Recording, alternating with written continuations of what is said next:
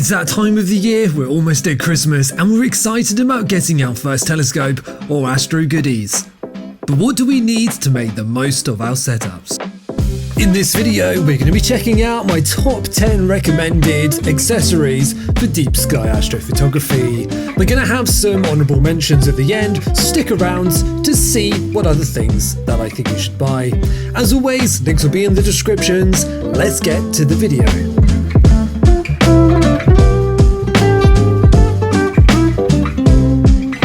Hello everyone and welcome to Bebro Astro. My name's Ben and I'm a deep sky astrophotographer and have been taking photos of space since 2018. Accessories and supporting roles for your astrophotography setup can truly make or break your deep sky imaging session. If you've just got a telescope or planning to get a telescope for Christmas, this video is for you. This is 10 accessories I wish I had earlier, ranked from best to the very best. Now, you may agree or disagree with the ranking of some of these parts because they're specific to you personally too. All prices are relevant to the recording of this video, and you can find all of them in the description below. Those links are affiliate links. They help me at no cost to you. You're also shopping with one of the best retailers in the world. They ship internationally and will get your products to you as quick as possible. Anyway, enough talking, let's get to number 10 on the list. Coming in at number 10 is the humble flocking material you'll find in a lot of telescope tubes. Obviously, this is not relevant for refractors, but for Newtonians, it is pretty much an essential. Let's take a closer look inside my tube. This flocking is really affordable. It's £7.50 for 1 metre, but you can also get 5 metres for around £34, which is for multiple telescopes or the really, really big telescope tubes. I'm pretty sure when I did this, I got 2 1 metre rolls, which is perfectly fine for even an 8-inch or even maybe a 10-inch tube. Coming in at number 9 is for you Celestron SCT users and owners. The Celestron SCT Dew-Ring is only £27, but can really massively make a difference to your imaging time. Dew where I am is an absolutely huge problem. You pretty much need the Dew-Ring. It's simple and effective and easy to use, and is really affordable, so it's a no-brainer if you're in an SCT in an environment that gets humid or damp, especially during planetary season at the moment. It honestly surprises me it took Celestron that long to make that accessory, but I'm just glad we now have it available to us. Coming in at number 8, and it really should be high ranking, but there's some other great accessories to come, is the Pegasus Pocket Powerbox Advanced. This little box is really a hero. It's the unsung hero working silently in the background for hundreds, maybe even thousands of astro setups around the world. There's a reason so many people use it. It will allow you to remotely monitor your power, dew, and turn remotely on and off your USBs, which could be incredible for problem solving, and also automate your dew controllers, which is something the manual ones can't do, and even the automatic ones are almost the price of a Pegasus Pocket Power Box. This little box can strap to your telescope, part of your mount, or really any way you want it to, but the best thing is it means you only need 2 cables to run your entire setup. For most people, you will have a 12-volt cable plugging into the box and a USB cable if you want to plug it into a computer, which you don't actually have to do. So you could only have 1 cable running your entire setup. This is a must-have if you're running multiple accessories on your telescope. When you start adding guiders and cameras, filter wheels, autofocus and all these other things, suddenly you have tons and tons of cables. The Pegasus box allows you to automate it. And as I said, you can remotely turn off USB ports. This can be truly life-changing if you have random USB problems, which I know is common for some cameras, and also random accessory bugs you encounter in Windows. Being able to remotely turn them off means you won't have to come outside, go down in the freezing cold, and pull out the USB cable and plug it in again. It's even more essential if you're operating remotely. So yes, the Pegasus box is worth it for some people. For me, I couldn't do what I do without it. So the Pegasus Pocket Powerbox Advanced runs in at £259. You can get the cheaper Micro, but it won't have USB ports, so you can be able to plug accessories into it and control them remotely. It may seem a little bit steep for essentially a fancy power controller, but this is truly life-changing for some people. Coming in at number 7 for the Newtonian users is the CNC primary mirror mask. This is almost essential if you want good stars. A stock Newtonian, if it doesn't have a mirror mask, the mirror clips will interfere with the star shape and produce really ugly spikes all around your stars. This makes your data just look a bit more messy, and you really want those tight circular dots. You'll be able to see some before and afters on screen of before and after using a primary mirror mask.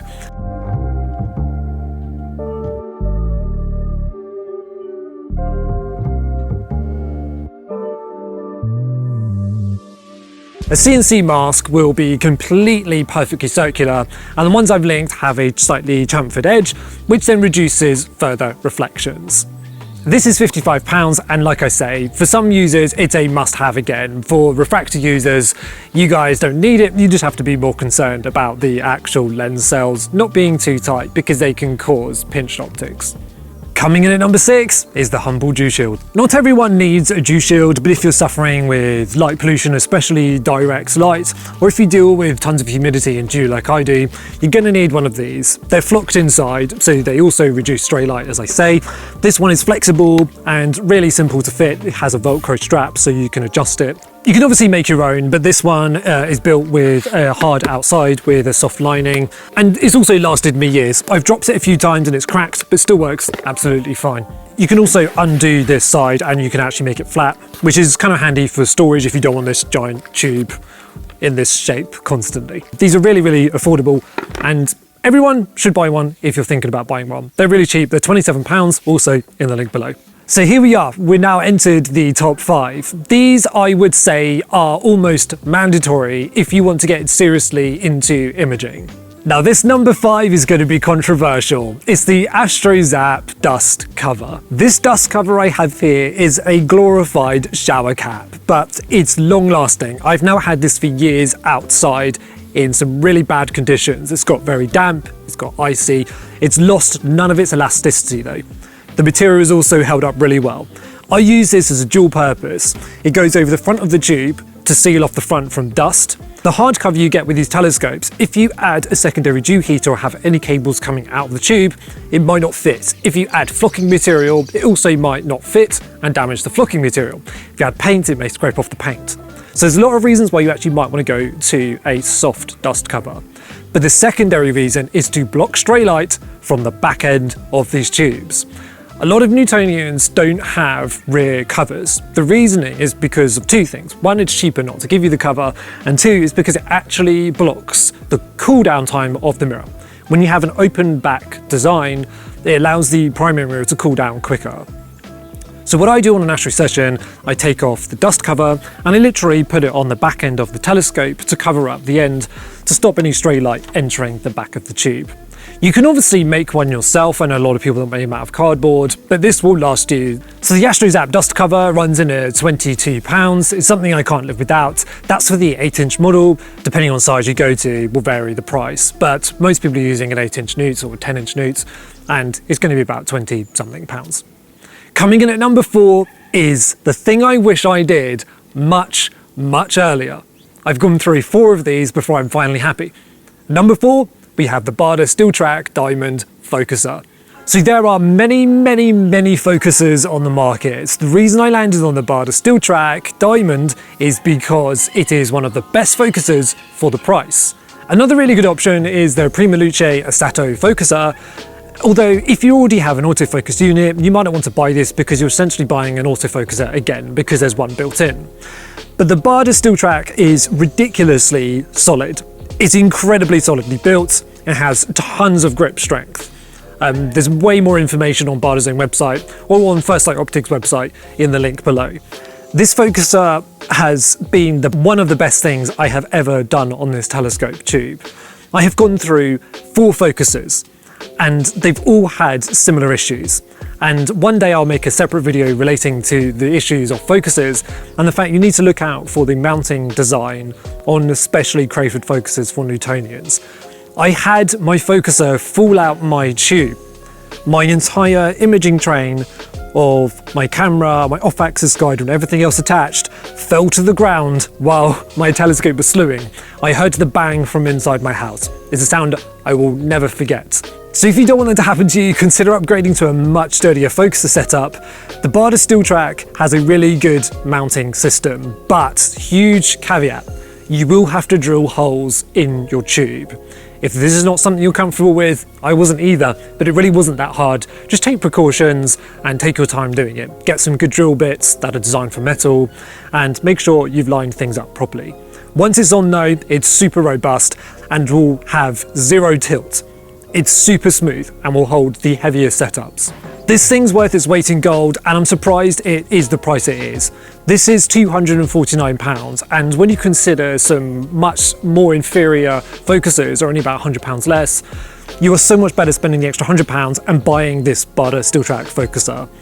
The only issue is they're often out of stock, so as long as you can get one that's actually in stock, buy one if you're even considering a focuser upgrade. I would recommend either this one or, like I say, the Luce Sato. It just depends on which angle you're coming in from. Here we are, the top three. Coming in at number 3 is the Backyard Universe CNC Spider for Newtonians. This was a really long saga for me. I spent years comparing CNC spiders and spider designs from Takahashi, Planewave and ASA. All really high-end optics, and I always wondered why their CNC spiders were really thick but produced such thin diffraction spikes. I just want to clear up something really quick. The thickness of the vanes makes no difference to how sharp or clean your diffraction spikes looks. The most critical thing is two things: collimation and also how perfectly opposing those vanes are. They need to be perfectly perpendicular to each other in order to overlap perfectly. If they're not overlapping, you will get diverging diffraction spikes, which is really common on mass-produced adjustable secondary spiders. But it's not just aesthetics why you want to upgrade the CNC Spider. The biggest difference is it will hold your collimation like you have never experienced before. The last time I collimated this telescope was almost 2 years ago. This is incredibly stable. The CNC Spider and the focuser together are what makes your setup really sturdy. I know with some GSO telescopes the primary mirror style is not very good either, so you have to add aftermarket springs, but the Skywatch and Newts, they've all got really good springs from the factory. So really, once you upgrade the CNC Spider, your imaging will be basically life-changing. Your diffraction spikes will look absolutely beautiful, you will have really stable collimation, and also you'll have the satisfaction you've got a really good setup. So I've just got some price notes on my phone. The 130mm Spider will set you back £135, the 150mm will be £145, the 200mm, which I have here for an 8-inch Newt, is £179, and for the 250mm or 10-inch Newt will be £235. These are prices for Skywatch and Newts. Backyard Universe has just also started doing GSO versions, so you'll be able to get them for your GSO Newtonian as well. Just a little tidbit, Michael is the guy who owns Backyard Universe. He makes some really great aftermarket accessories. I found him one day and wondered why I couldn't buy them from Germany into the UK. It's something that rhymes with exit. Anyway, I managed to hook him up with First Light Optics, so now you can buy them via First Light Optics here in the UK, and as I say, Flow will ship internationally, and they're really fast with shipping. Coming in at number 2 and is an absolutely essential item to your imaging. It is the obvious, the autofocus unit. Autofocus is pretty much the best thing you can add to your setup. Remotely focusing will speed up your imaging time, make you a happier person, and lead to more consistent results. Humans can only go to so much accuracy. These autofocus units can adjust focus at a much finer level of detail than we possibly can. Better yet, it means not going out in the cold, and also halfway through the night, you won't have to worry about your focus changing due to atmospheric conditions. So an autofocus unit is one of the best things you can add, and there's no better time to do it. Currently it retails for £199, but you can pick it up for £159 with a Black Friday deal that ends on the 3rd of January. You can pick them up in the link below for £159, which for that price is a no-brainer. Definitely buy one of those. If you're just getting into deep sky imaging, buy one now and you'll be able to fit it in the future. And especially if you're upgrading the focuser as well, you're gonna have a really awesome time. And coming in at number 1, this is the thing that I wish I bought earlier and every single person should buy. This is the most life-changing thing I have changed about my setup, and something that allows me to get more data than pretty much anyone else in this country. And this is what it is. I'm just gonna go and get it. It's just in there. Whilst I go and grab the number 1 item, if you're not already subscribed, consider subscribing and hitting the bell icon down below to get notified when I upload.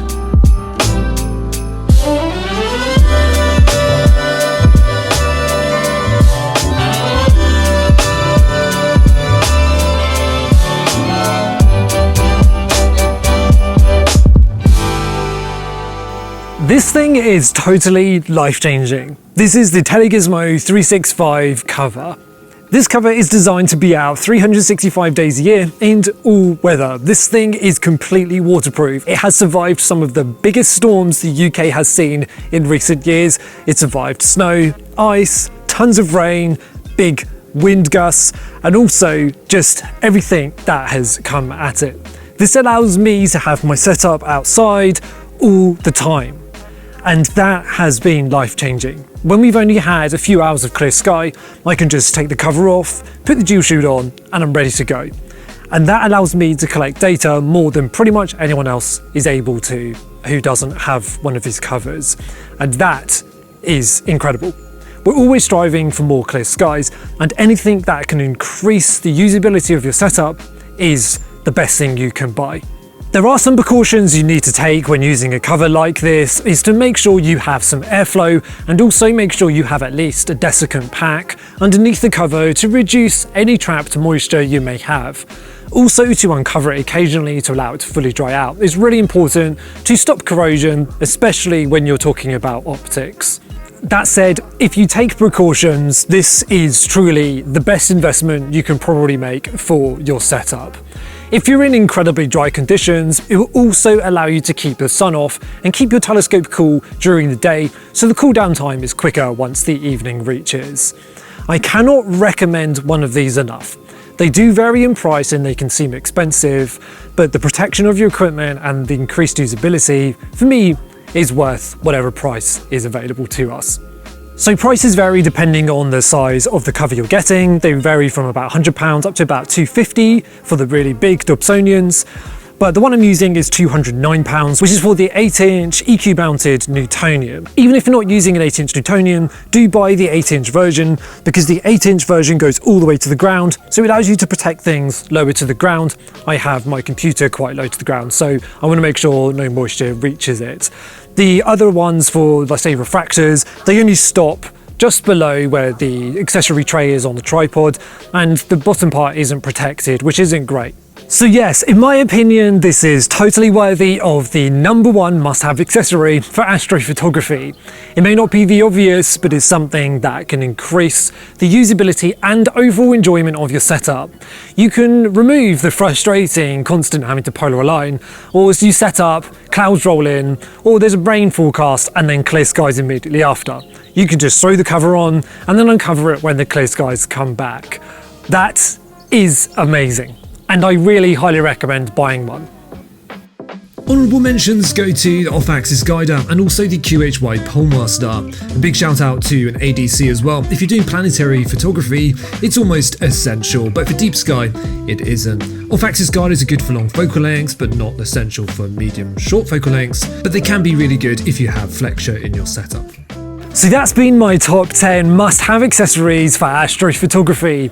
Hopefully this gives you a better idea of things you might want to buy in the future, especially if you're just starting out. If you have any other ideas people might find helpful, leave them in the comment section below and I'll take a look and see if they might help me too. We're all in this together and it's about sharing ideas. What might work for you doesn't work for someone else, so some of these I've listed may not make any sense for you. Just bear that in mind, we all face different conditions and have different setups. If you're just getting into astronomy and getting a telescope for Christmas, then welcome to the astronomy community. If there's one piece of advice I have for you, as long as you're having fun, you don't need to justify your reasonings for what you're doing to anybody. Anyway, as always, thank you for watching. My name's Ben, you've been watching Be Bro Astro, and remember to keep looking up.